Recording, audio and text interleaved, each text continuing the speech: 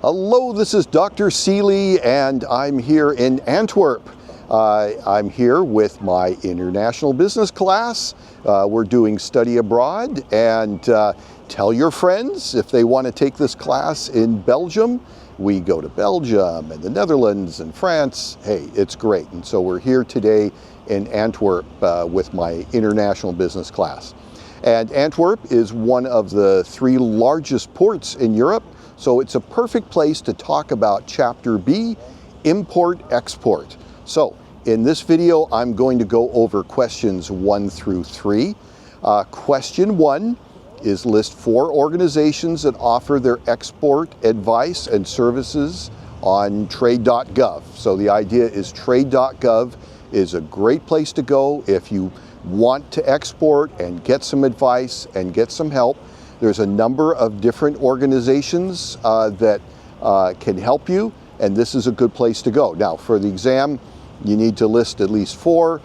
There are about 6 right now, 1 in the textbook that's been disbanded, and I'll mention that. So first off is the Department of Commerce's International Trade Administration. So this is more if you're working for a large company and you need some help setting up a trade deal or something in an African nation or Latin America. They're great to help you find distributors and work with the local government and such. Then there's the U.S. Commercial Services. They work with small businesses.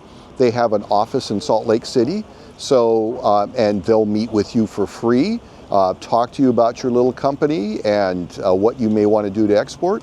Long ago, when I worked for software companies, I met with them once to find a distributor in France. They were very helpful, so that's a great resource as well. Then there's the Export-Import Bank. Now, the Export-Import Bank works with bigger organizations, and they do help with exports and imports, but they're more likely to loan you money if you have to do a custom build of something. So if you're going to build, I think the example in this textbook or a previous one was 4-wheel drive ambulances, and if you've got say a $30 million order, but you need $15 million to buy the cars and set them up, they'll loan you that for an export. They also insure against political risk. So if you're selling to a country that may have a coup or may go bankrupt, then you can insure against political risk with the Export-Import Bank of the U.S. I think they were set up over 100 years ago, and the first deal they did was to help Tsarist Russia buy some ships made in the U.S. So they go back quite a long ways. Okay, so the textbook mentions the Agency for International Development, U.S. Agency for International Development, also called USAID. At the time of this video, President Trump has disbanded this organization, so it no longer exists. There's also the Small Business Administration. They can give you advice, they can help you out with getting set up, but if you're trying to find a distributor, they'll probably send you over to the U.S. Commercial Services for that. There's also the Department of State. This is the Diplomatic Corps.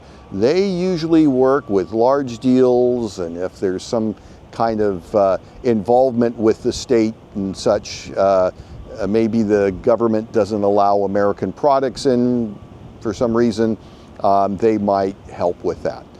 There's also the Overseas Private Investment Corporation, and they help with a number of aspects, especially if there's capital investments involved in helping with that.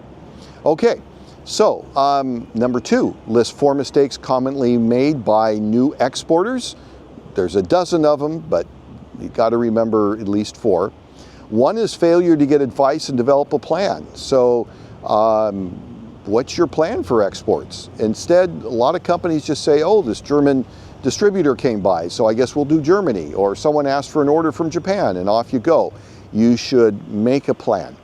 Also, another one, insufficient commitment to get over initial difficulties. There's often challenges with, if you're exporting a product, with getting approval with the government, and you need to take time to get through that.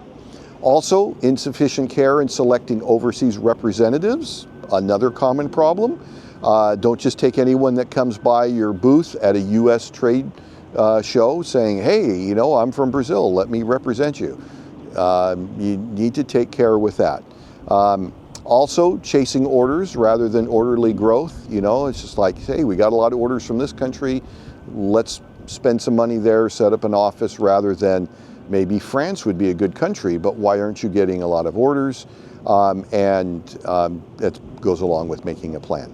Another one is neglecting exports when the home market booms, because you want to have that diversity with lots of other places to go, not just dependent on the home market. It'll boom and it'll bust, but sometimes your foreign markets will be booming when the U.S. market is in a bust. So it's good to have that diversity. Next, treating international distributors like home-based ones. They have different needs and requirements and things like that. So you may offer support and services they don't need, and you may not offer services they do need. You need to understand how your international distributors are different from your US-based ones. And then another problem, assuming that marketing is the same globally, it is not. They have different regulations and such. For example, here in Europe, you cannot advertise and say bad things about your competitors. You can't even say that ours is faster, better, cheaper than, and name a competitor. That's against the law. But then in Europe, commercials show more skin than is allowed by law in the US. So you have these differences.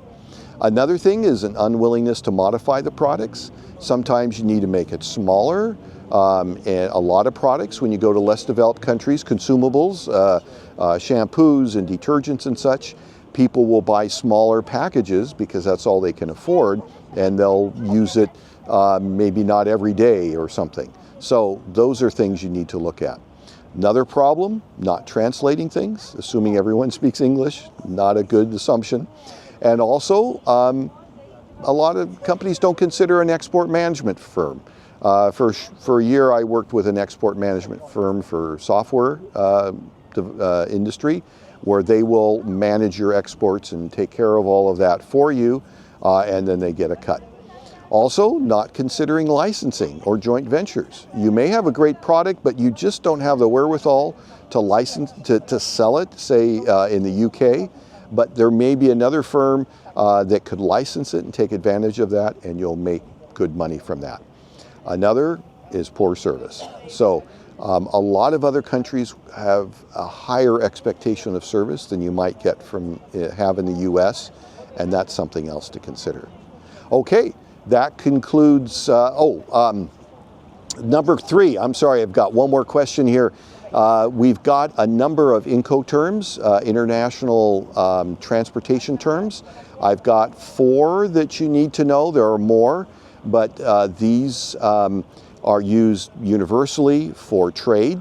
The first one is called Ex Works. So if you are making a deal and you have a price and you say Ex Works, that means they're picking it up from your warehouse or your factory, okay? The next one is DAT, delivered at terminal, and they'll use DAT even if, you know, it's a Thai company shipping to the Netherlands, they'll use DAT. So that means delivered at terminal. The seller pays for transport and insurance to a terminal and bears all the risk until it's at the terminal. Now, typically that would be, if you're manufacturing in the US, a US terminal. So you might say DAT Long Beach. And then once it's on the ship, it's up to the importer, or you can name a foreign terminal. And that means you're going to get it across the ocean to the other location. There's also DDP, delivered duty paid. That means the seller delivers goods to a destination and covers all duties, taxes, and customs.